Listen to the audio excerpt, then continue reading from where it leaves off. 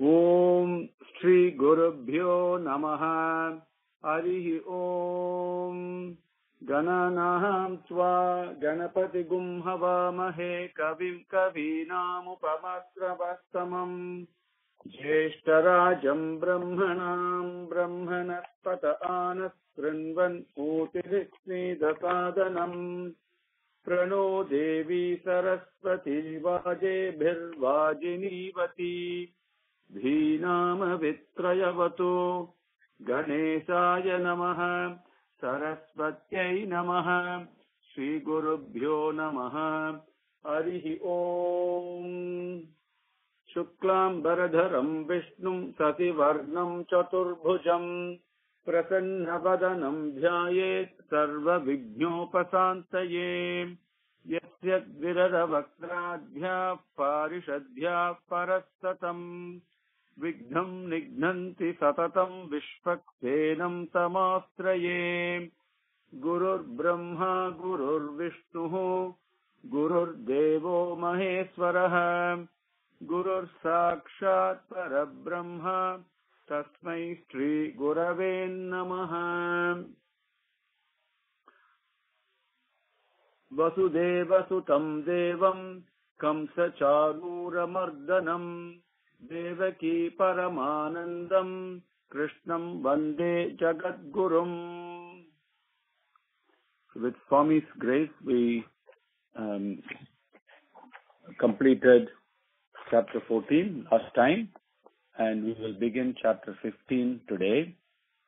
It is called Purushottama Yoga, embracing the Supreme Being Himself. All the previous adhyayams, the chapters, we were looking at how Bhagavan is teaching us, embracing Bhagavan through different aspects. Now he's talking about embracing the Supreme Being Himself. And the very first slokam, there is a Sanskrit word called Asvattama that is being used. Asvattha, not Asvattama, Asvattha. And I just wanted to share the meaning of that with you before we go into it, because it's important to understand it. So, Asvattha. Swa means tomorrow. Swaha means tomorrow. And next word is stam. Stam we say Asvattha. So, Swa, then stam. Stam means existing, present. And the letter Aksharam A before the Swatam, Aswatam, means not. So, Asvattha means something that exists today and does not exist tomorrow. Exists today, gone tomorrow. Very transient appearances, and it denotes our transient phenomenal universe that we all live in, which we know is very transient. The universe we live in, the thoughts we have, they're also transient. The perceptions we have, they're also transient. Nothing is permanent. And the feelings we have, they're also transient.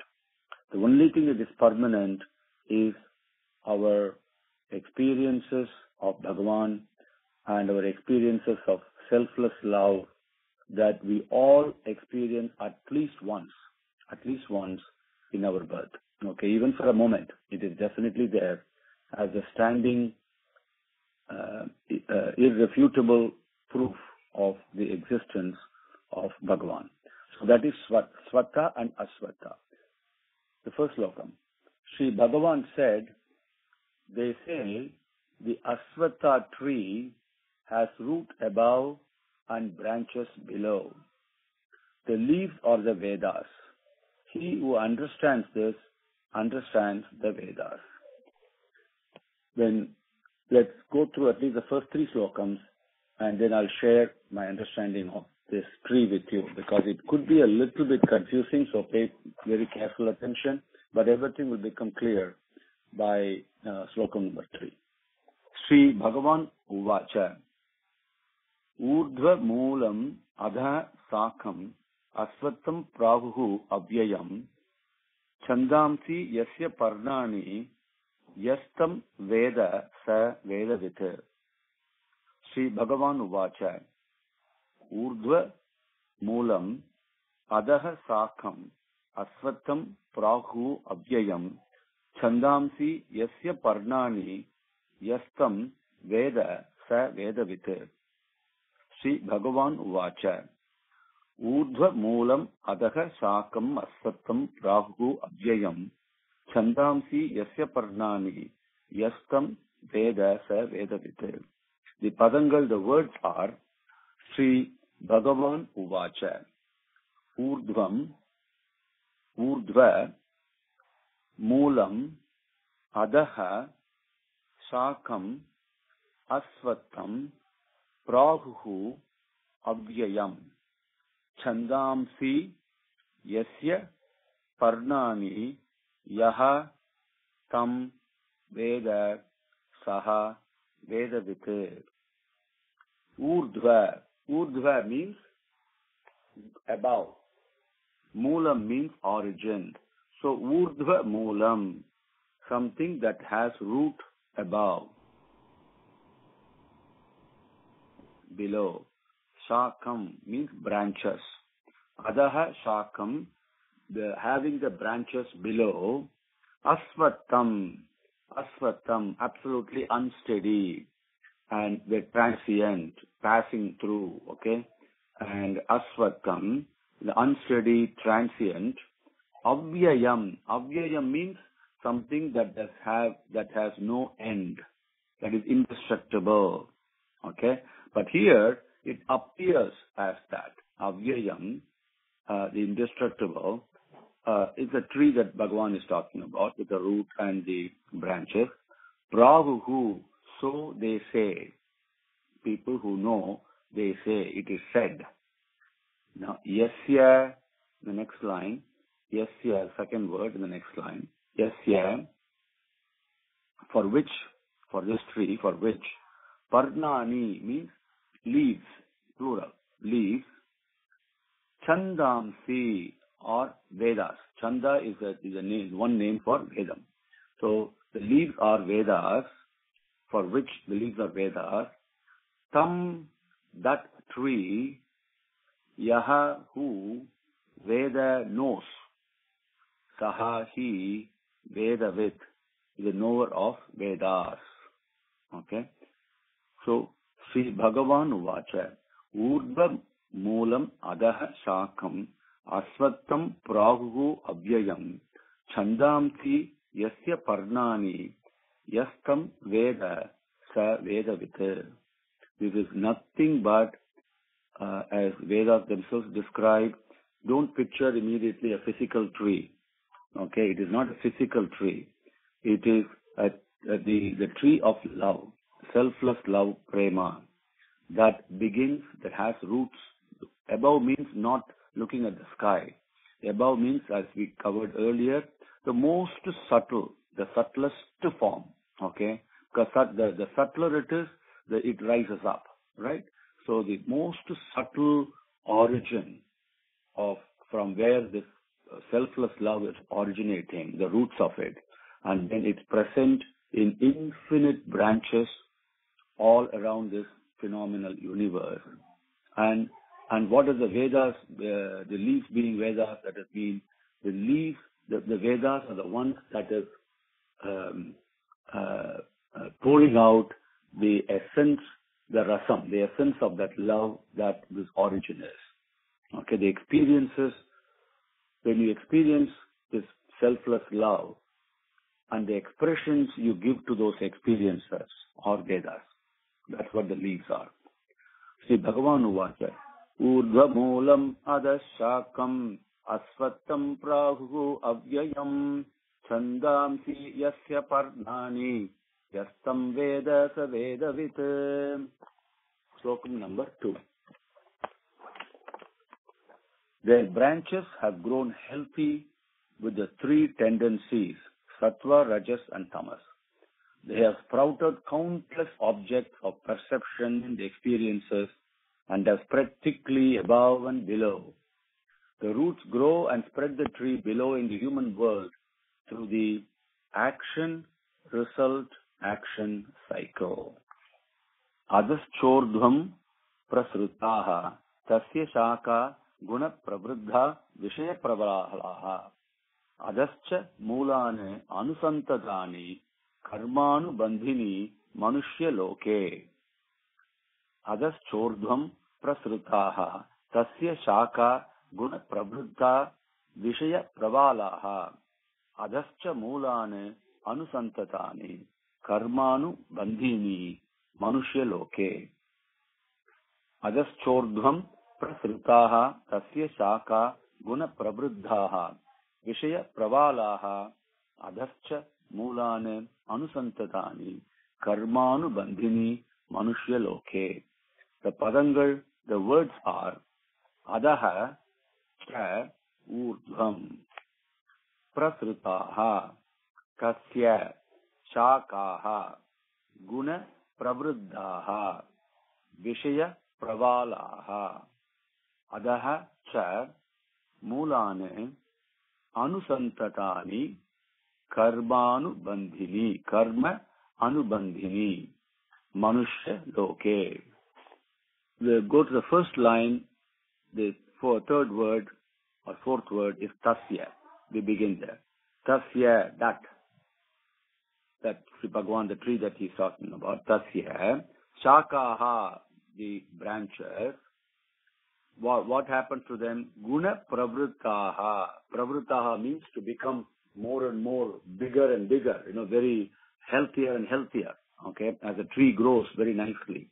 So guna pravruttaha, they have grown through the gunas, the three tendencies of nature, sattvic, rajasic and tamasic, sattva, rajas and tamas.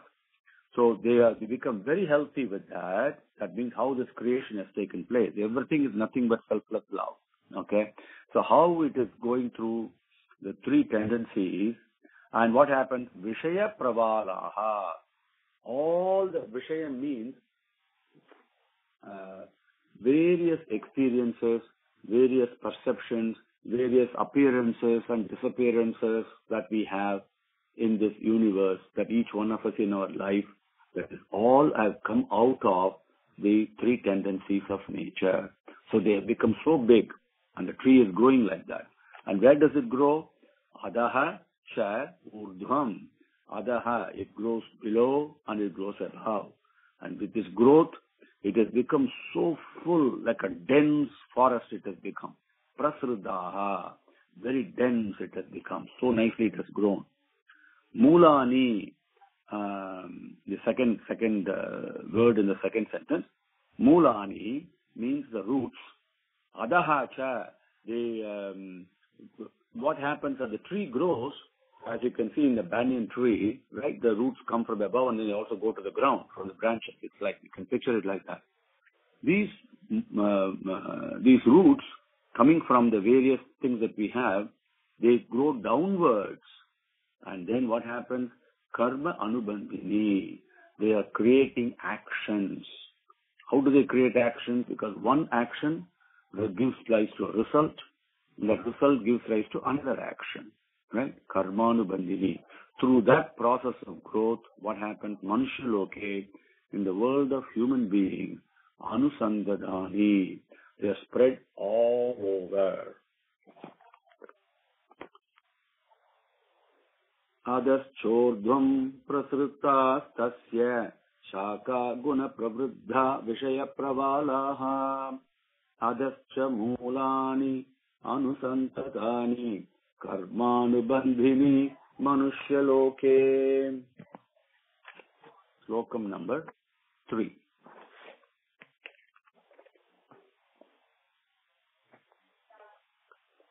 The form of this tree is not understood in the world.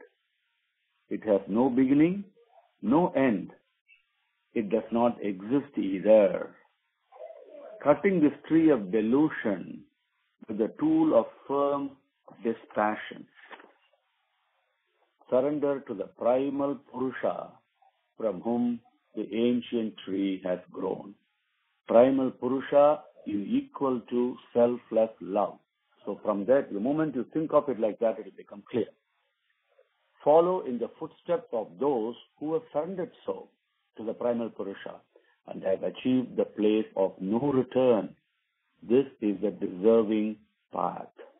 Surrendering to the Bhagavan is a deserving path. It's a very clear instruction from the Lord. And what does dispassion mean? Dispassion means the tool of firm dispassion, Bhagavan says. What does that mean? It means not attaching to the object, not attaching to thoughts, not attaching to actions, not attaching to emotions, etc. How is it possible not to attach when the mind's quality is to attach only? By attaching to something else, you automatically detach. Okay? Attaching to the lotus feet gets you detachment from everything else. Okay, that is what dispassion is. Slokam number 3. Na rupam asyeha tato palabhyete nanto na chardini na chadirna na asvattam enam suviruda moolam asanka sastrena dridhena chitva. Na rupam asya iha tata upalabhyate na antah na cha adihi na cha sampratistha asvattam enam suviruda moolam asanga sastrena dridhena chitva. Na rupam asyeha tatopalabhyate nanto na chadirna cha sampratistha asvattam enam suviruda moolam asanga sastrena dridhena chitva. Padangal, the words are na rupam asya iha tata upalabhyate na antaha na cha adihi na cha sampratistha asvattam enam suviruda moolam asanga sastrena dridhena chitva. The 2, 3, 4. The fifth word in the first line is tata. Tata is that. That means like that. Okay, thus it means. Okay, iha here, asya this, rupam form, na upalapyate not known, not understood. Upalapyate means, labhyate means to obtain something. Upalabhyate is something when you obtain something in the proximity of Bhagavan, okay, which means knowledge. Knowledge comes only from Bhagavan. Na upalabhyate means not understood, not known. So its form of this tree is not understood. Na antaha, it has no end. Na adihi, it has no beginning also. Cha means and. Na cha sampratishta, and it is not existing either. It is not known, it has no beginning, it has no end, and it doesn't exist because it's a delusion. The tree, when you think of a tree, it's a delusion. What exists is nothing but where it came from, the selfless love. That's the only thing that exists. Yenam, this, suviruda moolam. Suviruda moolam, that means very firmly established, unshakably established. Roots are so strong. This asvattam, this transient appearances and disappearances and the transient experiences. Asvattam, don't think of it as a tree. Think of it as a universe, as our own life. Every moment of our life is transient. So, but it seems to be firmly established, even though it doesn't exist. That asvattam, dridhena, very strongly, very firmly, asanga sastrena, very important. Sastrena is a tool. It's like a weapon. Okay? But what does asangam mean? Sangam means to join together, to come together. Asangam means not attached to. What is it? Another meaning is the word, the very first here, the very first alphabet, the aksharam, asangam. The when you say Om, for example, the very first aksharam is A. Okay? Then the second aksharam is U. And the final aksharam is Im. So that is where the Om comes from. The whole universe is created from the primal sound. The very first aksharam is A. That denotes Bhagavan. So asangam means being joining with Bhagavan, joining with God, attached to God. With that tool, the sastram, the tool of joining with Bhagavan, what do you do with this delusional tree? Drudhenas, firmly, chitva, you cut it. That means cut the delusion. Okay? Na rupam asyega tatopalabhyate namto na chadirna sampratishta asvattamenam suvirudha moolam asangatastrena drudhena chitva. Cutting that, then what do you do? Slokam number 4. Bhagavan continues in his teaching. He says, Tataha, English meaning I gave you both read together. So let me go through this again and then I go through Slokam number 4. Slokam number 3 says, the form of this tree is not understood in the world. It has no beginning, no end, and does not exist either. Cutting this tree of delusion with the tool of firm dispassion, surrendered to the primal Purusha from whom the ancient tree has grown. Follow in the footsteps of those who have surrendered so and have achieved the place of no return. This is the deserving path. So the balance of the meaning is covered here in Slokam number 4. Tataha padam tat parimargitavyam yasmin gata na nivartanti bhuyaha tameva chadhyam purusham prapadye yataha pravrittihi prasruta purani. Tataha padam tat parimargitavyam yasmin gata na nivartanti bhujaha tameva chadhyam purusham prapadye yataha pravrittihi prasruta purani. Once more. Tataha padam tat parimargitavyam yasmin gata na nivartanti bhujaha tameva chadhyam purusham prapadye yataha pravrittihi prasruta purani. The padangal words are Tataha padam tat parimargitavyam yasmin gata na nivartanti bhuyaha tam eva cha adhyam purusham prapadye yataha pravrittihi prasruta purani. Now, if you look at Slokam number 2, the word prasruta appeared there. Okay, you know that becomes very healthy, very strongly growing tree, right? Very healthy, very how the trees and plants grow in California, very healthily they grow. It's like that. Now, meaning, we start with second line. We start with the word 1, 2, 3, 4, 5, 6th word, seventh word, yataha.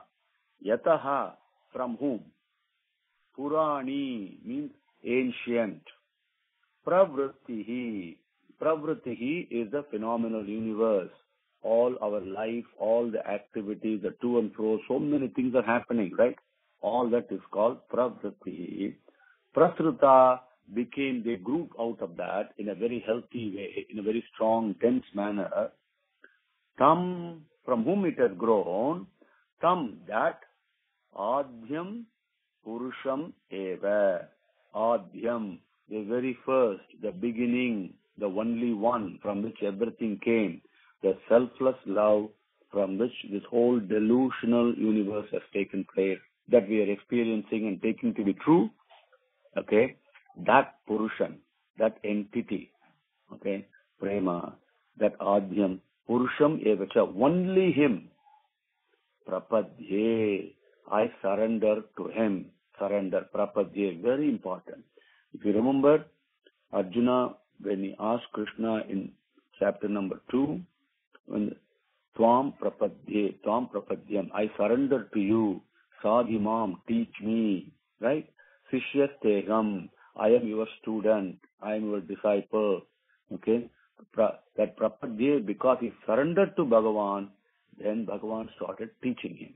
That surrender is most important, the only thing that matters, And as Bhagavan himself taught us in the previous adhyayam, if you can't do anything else, as he was teaching so many things, then surrender to me. Okay, don't worry, just surrender to me. Prapadye. Okay, so Adhyam Purushameva Prapadye. I surrender to you. With that attitude, with that practice, if you go forward, what happens? Tataha, the very first word in the first line. Afterwards, if you do that, immediately as a result, Yasmin Gataha, after going which way they went, Bhujaha again, Na Nivartanti, they did not return. Those people before us, those elders, those saints, they followed a certain way and they never returned from there, right? That Tat Padam, in the same way, Parimargitavyam. That means that's the only deserving path, the important path, the only path that matters is Prapadhi, is surrender. If you surrender to me, the delusion is removed. Tatapadam tat parimargitavyam yasmin gata na nivartanti bhuyaha tameva chadhyam purusham prapadhye yata pravrittihi prasruta purani. Slokam number 5.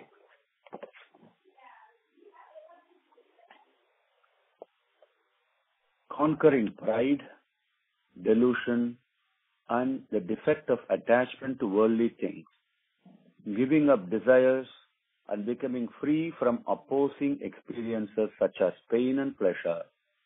Those who are no longer ignorant establish themselves in the self and attain the indestructible state. What happens when you surrender to me? Bhagavan describes. These are the things that automatically result from that surrender. You no longer have pride. Pride is conquered. And no longer, your attachment to worldly things slowly start weakening. And then you no longer have strong desires. You accept things as they come. And whether it's pain or pleasure, your attitude is such that you're becoming more and more balanced mindset. You're able to take both in the same way.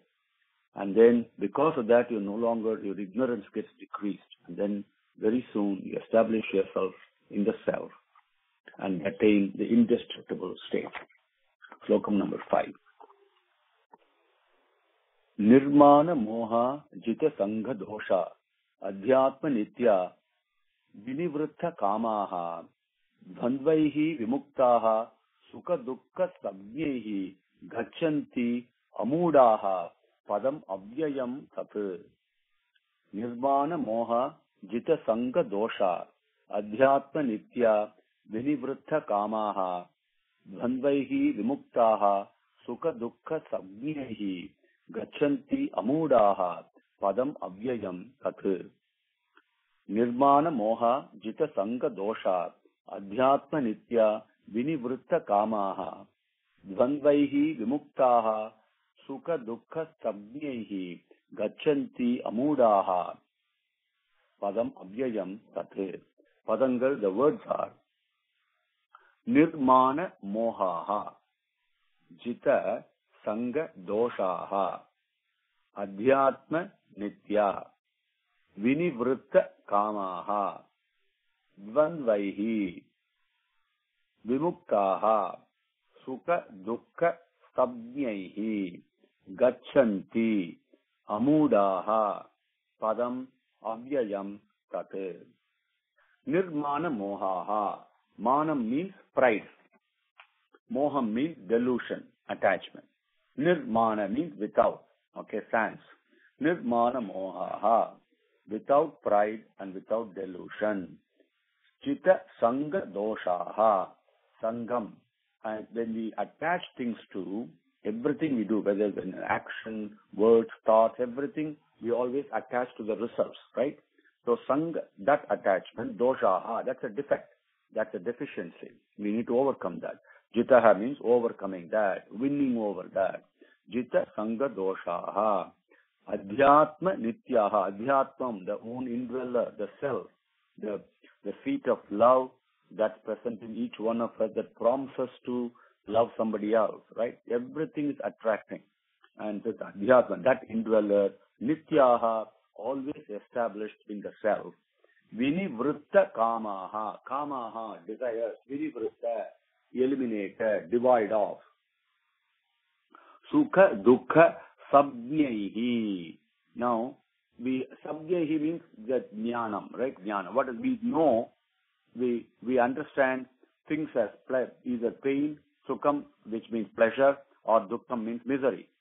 So we understand things as pleasure and misery. That jnanam, that understanding, that knowledge, it's sabnyaihi, sukha dukkha, sabnyaihi. The things that we classify as pleasure and pain, pleasure and misery.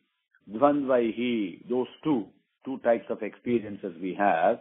From those two types of experiences, muktaha, that means freed from those two types of experiences. So whatever happens, we neither go up much or we never go down. My American friend calls as the equanimity, right? That's what it is. Sukha dukkha sabnyaihi dvandvaihi muktaha.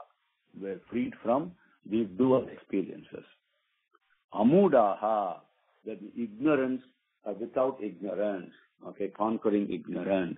Tat, that avyayam, indestructible, immortal. Padam means in this case, it is, as we say, padam for Bhagavan, lotus feet, padam. That reaching that state, the experience, the awareness, the consciousness, the state that cannot be captured by words and beyond the ability of the mind to conceive of. That padam, that stage, gacchanti, they arrive at, they obtain. Nirmana mohaha jita sangha doshaha adhyatma nitya vinivritta kamaha dvandvaihi vimukta sukha dukkha sabnyaihi gacchanti amudaha padam avyayam tat.